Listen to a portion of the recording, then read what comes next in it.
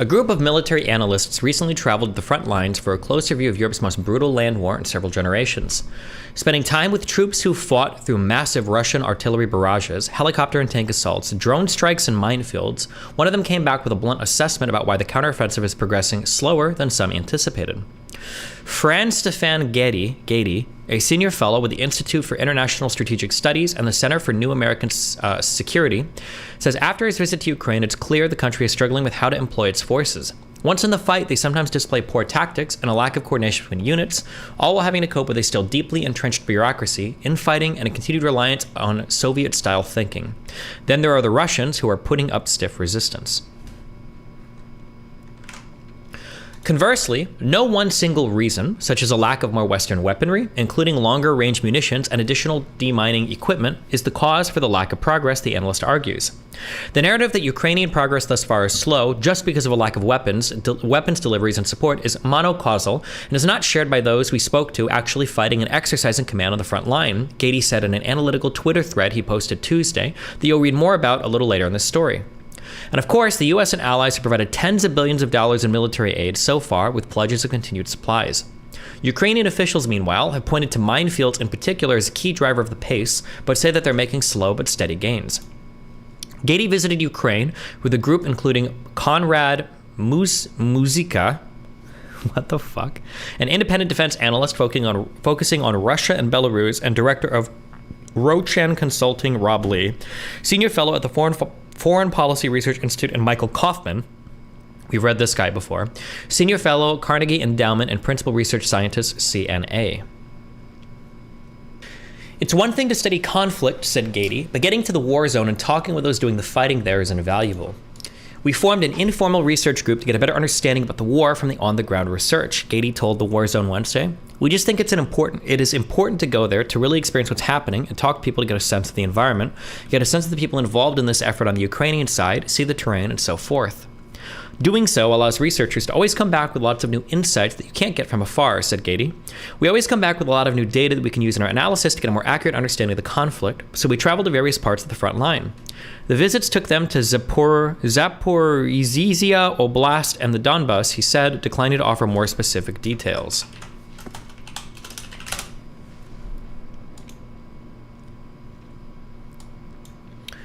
I don't actually know where the Donbass starts and stops. Oh, I think the Donbass is,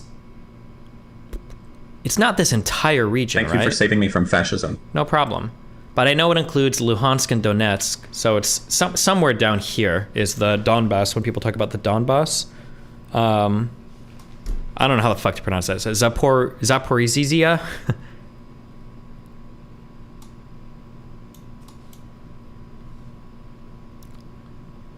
Zaporizhzhia? Zaporizhzhia? I don't know, dudes.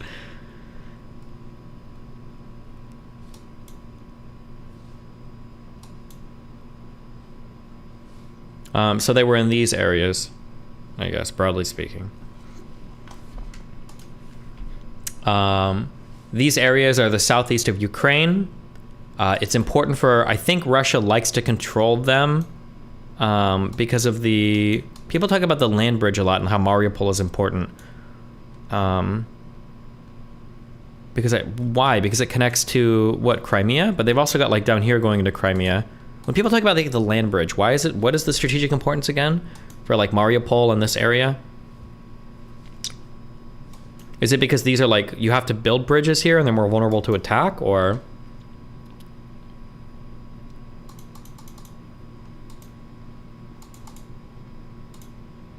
Thank you for being a friend. It allows Russia to supply by land. Yeah, okay. So rather than getting the bridge in Kerch bombed or whatever, a land bridge allows easy shipment of supplies that aren't as vulnerable to attack, yeah. Rather than this itty-bitty tiny dick bridge.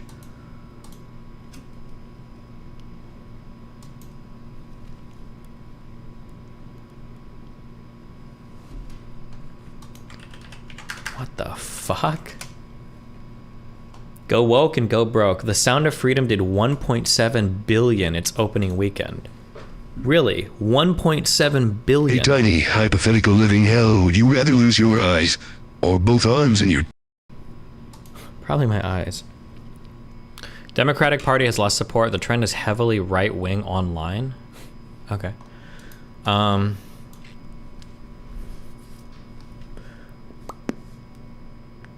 Gady offered the group's insights in a 16-part thread that is as insightful as it is concise.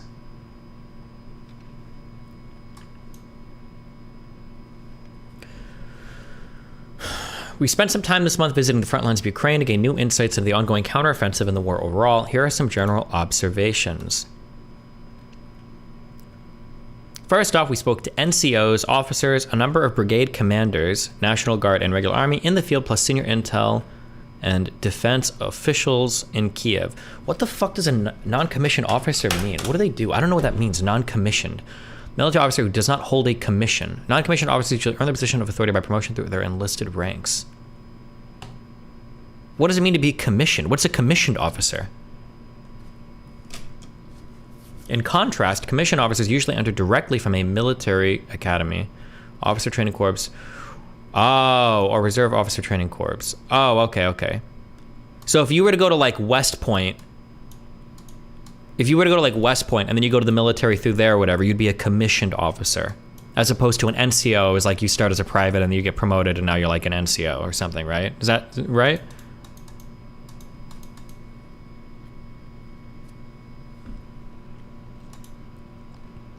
When you get like, if you talk about like a 4-star general, do these people usually start as NCOs or do these people usually start as commissioned officers when you get to like the really big ranks, or is it like 50-50? Are most high ranks in US military NCOs or commissioned?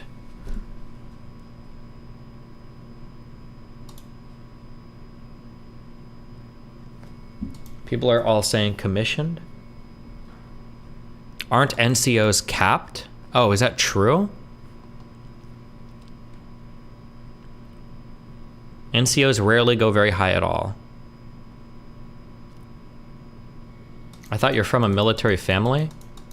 Thank you, saving me from being a wealthy artist.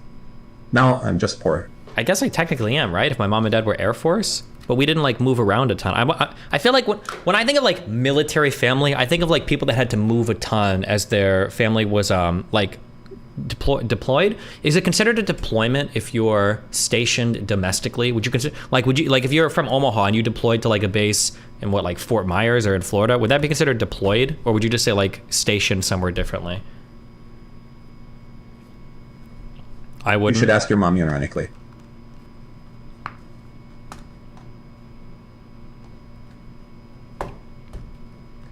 My family was Air Force up until I was like, I think 12, 11, 10, 9. Probably when I was like 8 or 9, I think they were in the Air Force. But we never lived on base, and I never like moved around with them. Like I had like a military ID, a dependent ID, so I could like go on and off base. But that's just because you could buy shit at the commissary with no sales tax. But I don't know if I consider myself like military family. Do you ever consider joining the military, especially when your life was f***ed? Yes, I tried to, but I was under the weight limit. When I went to, I don't remember what it was. It was either Army or Air Force. I went to a recruitment office, but they said that there's a minimum Being in weight the to get in. military is cringe. And I was either 100 or I was 105. Genuine question. Why was Jan 6 an attempted coup, but the 2014 Ukraine takeover was a legitimate revolution? Can you actually answer this, or are you just an establishment shill? There is actually a really good answer, but the fact that you come at me with that energy means that you really don't give a f what I have to say. The reality is that trying to figure out like what a coup is versus like what a revolution is, like it's almost like terrorist. Like it's sometimes it can be hard to establish the exact definition. I think that I'm trying to think of like, would I consider like a coup is something that has popular support afterwards? I guess it's possible, but there were procedures that were technically followed once Yanukovych left the Ukrainian offices. But I mean, like, if you really want to call it a coup, I guess you could. I don't know if most people consider coups to have like popular support or not. History is written by the victors. History is written by the victors is a statement that has never made sense ever. It doesn't make sense. That's not true. History is written by historians, people that dig through the archives, people that put together ideas of what happened. Like the idea that history is written by the victors is just not. It's just not true. It's not borne out. Why would we know about any of the bad shit the United States has ever done if history is only written by the victors? Wouldn't we just sugarcoat our entire history like completely? Like I feel like, especially in academia, especially in the United States, I feel like we might spend more time shitting on U.S. history than like fucking any other country on the planet. That's a saying where your brain goes to die, is when you say retarded shit like history is written by the victors. Okay, yeah, it's stupid. That's a stupid statement. History is generally worked on by historians around the world that dig through archives and try to put together compelling stories and narratives about what's happened in the past. Yeah.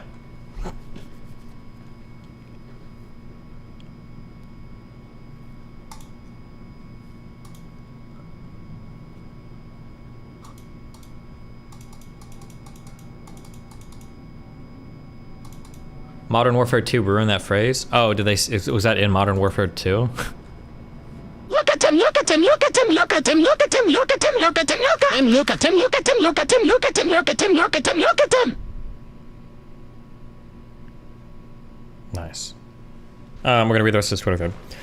Counteroffensive. By and large, this is an infantryman's fight. Squad, platoon, and company level, supported by artillery along most of the front line. This has several implications. First, progress is measured by yards and meters, not km/miles. The services have to be a bona fide business expense to be tax deductible. You have to 1,099 for services, not goods. 1,099 contractors have to be able to choose their own hours, otherwise they are W-2 employees. Cool. Mechanized formations. Wow, Immunitech. Thanks for subbing, buddy. Mechanized formations are rarely deployed due to lack of enablers for maneuver. This includes insufficient quantities of demining equipment, air defenses, ATGMs, etc. What is ATGM? Air-to-ground missile? Oh, anti-tank guided missile. Ukrainian forces have still not mastered combined arms operations at scale. Operations are more sequential than synchronized. This creates various problems for the offense, and in my opinion is the main cause for slow progress. Ukrainian forces by default have switched to a strategy of attrition, relying on sequential fires rather than maneuver. This is the reason why cluster munitions are critical to extend current fire rates into the fall, weakening Russian defenses to a degree that enables maneuver. Minefields are a problem, as most observers know. They confine maneuver space and slow advances, but much more impactful than the minefields per se on Ukraine's ability to break through Russian defenses is Ukraine's inability to conduct complex combined arms operations at scale. Lack of comprehensive combined arms approach at scale makes Ukrainian forces more vulnerable to Russian ATGMs, artillery, etc., while advancing. So it's not just about equipment. There's simply no systematic pulling apart of the Russian defensive system that I could observe. The character of this offensive will only likely change if there is a more systematic approach to breaking through Russian defenses, perhaps paired with or causing a severe degradation of Russian morale that will lead to a sudden or gradual collapse of Russian defenses. Absent a sudden collapse of Russian defenses, I suspect this will remain a bloody attritional fight, with reserve units being fed in incrementally in the coming weeks and months. There's limited evidence of a systematic deep battle that methodically degrades Russian C2/munitions. What does C2 stand for? Command and control. The exercise of authority by a designated commander or person. Okay. Despite rationing on the Russian side, ammunition is available, and Russians appear to have fairly good battlefield ISR coverage.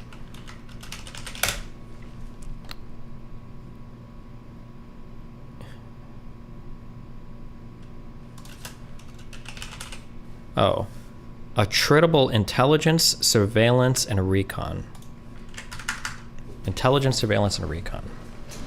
Russians also had no need to deploy operational reserves yet to fend off Ukrainian attacks. There is also evidence of reduced impact of HIMARS strikes due to effective Russian countermeasures. This is important to keep in mind.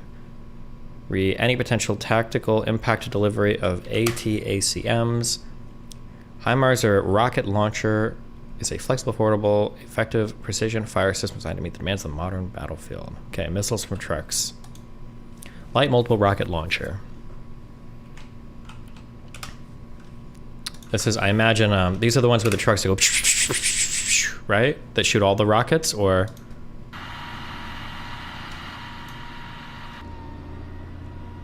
Are these missiles guided, or...? The M142 HIMARS, or High Mobility Artillery Rocket Systems, delivered by the U.S. to Ukraine. Ah, Metal Gear. They drive around. Believed to become the game-changing weapon in conflict against Russia. the US announced on the 20th of July that it was going to send 4 more HIMARS to Ukraine, which would bring the total number to 16, with the aim of eventually reaching 20. On New Year's Day, Ukraine used HIMARS rockets to kill a significant number of Russian soldiers within its territory. According to Russian authorities, the attack resulted in the deaths of 89 military personnel.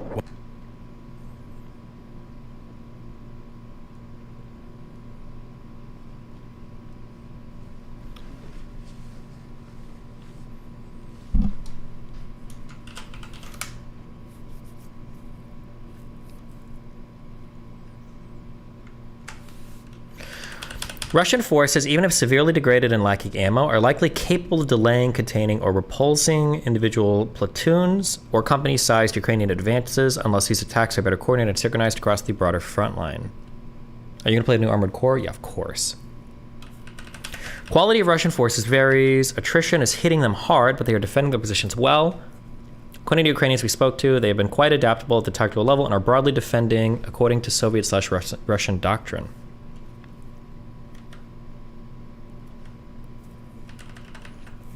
Russian artillery rationing is real and happening. Ukraine has established fire superiority in tube artillery, while Russia retains superiority in MRLS in the south. Mobile rocket launch systems, is that what these are? Multiple rocket launcher systems. Oh, which include like HIMARS or whatever, right?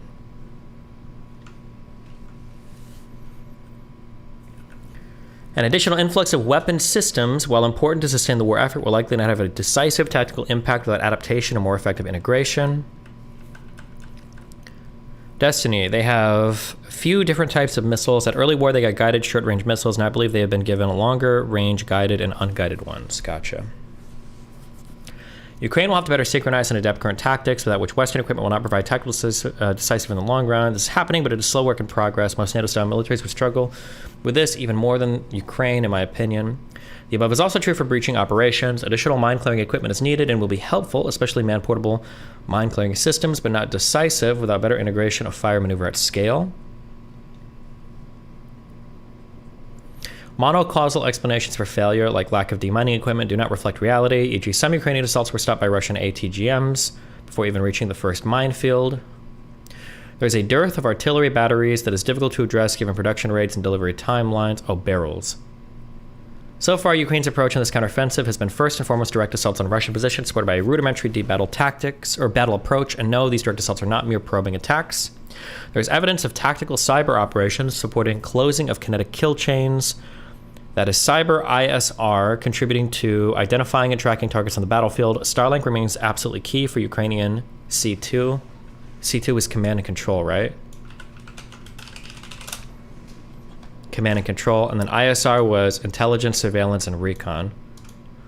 Quality of Ukrainian officers and NCOs we met appears excellent and morale remains high. However, there are some force quality issues emerging with less able-bodied and older men called up for service now. The narrative that Ukrainian progress thus far is slow just because of a lack of weapons deliveries to support is monocausal and is not shared by those who spoke to actually fighting and exercising command on the front line. It goes without saying that in a war of attrition, more artillery, ammunition, and hardware is always needed and needs to be steadily supplied.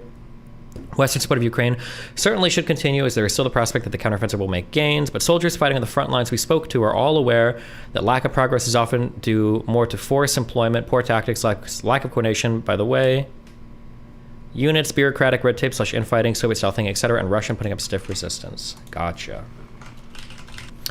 These were Gaedy's take. Wait, oh, you really going to summarize the Twitter thread that I just read? We asked Gaedy to drill a little deeper into a couple of the points he made. On Tuesday, Joint Chiefs Chairman General Mark Milley told reporters that the U.S. and allies have trained 17 brigade combat teams, 63,000 Ukrainian troops in combined arms maneuver. More on the pipeline. I need to, I don't know what, the structure... Like, when somebody says Joint Chiefs, what the fuck are the Joint Chiefs of Staff? Are these, people that are nominated by the president or by the executive? And then they exist as, what is, the whole, composition of this section of the military? I always hear these names, but I don't actually know, how they're... Okay, the chair... Wait, is there, a nice, graph that just, shows me all these people? Or...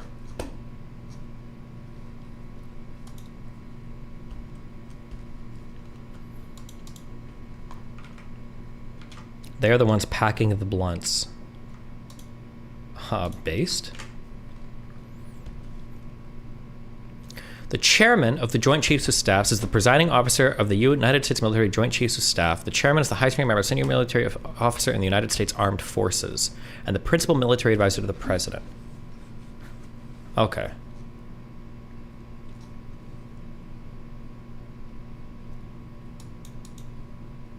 But when we talked about, like, for instance, like during the Iraq War, like Petraeus was our lead general, right? Is that just like of the army, or is that of all armed forces? Like, what's the difference of oh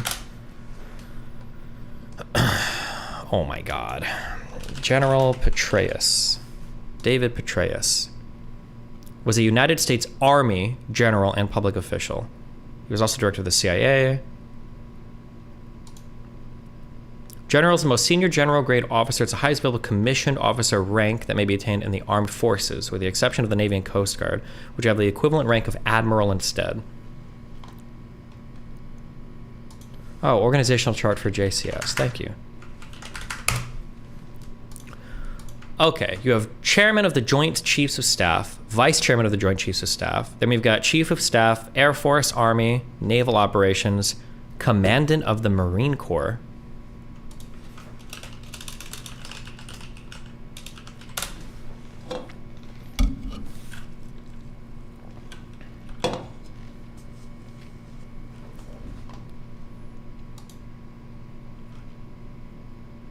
Wait, I'm so retarded. Wait, commandant? I'm sorry, it's not commandant, it's commandant. I thought these guys were part of the Navy. Are the Marines, they have their own thing?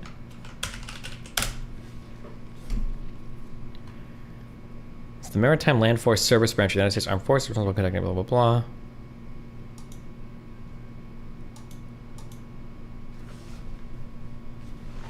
Oh, the Marine Corps has been part of the U.S. Department of the Navy since 1834 with its sister service, the United States Navy. Oh, Department of the Navy. Oh.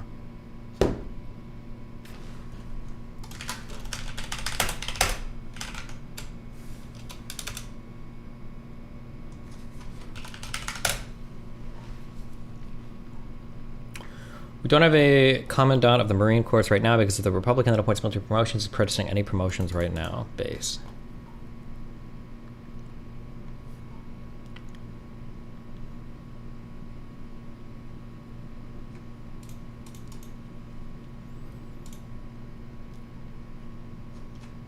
It's like the Space Force to Air Force Destiny. Nice, okay.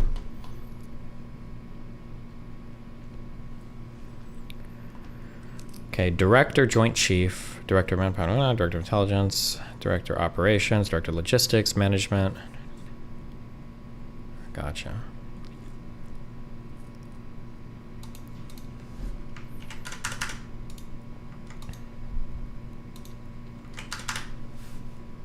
Do we still play Our Place? Yeah, we got, I think, 3 drawings on there right now.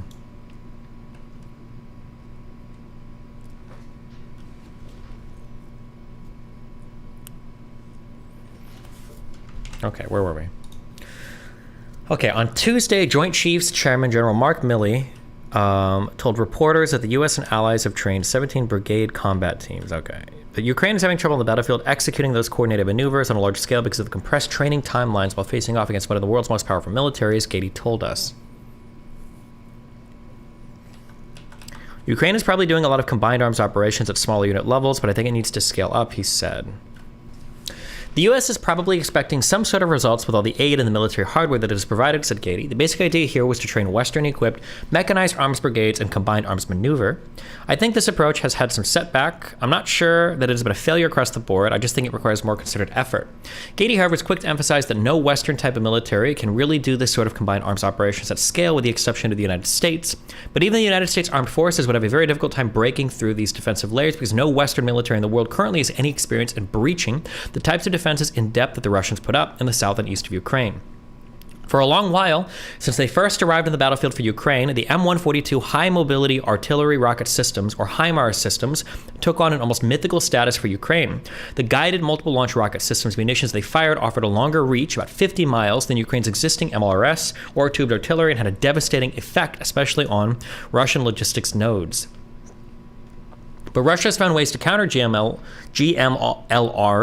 S's, Jesus, Gady said when asked for a deeper explanation of what he said in this thread.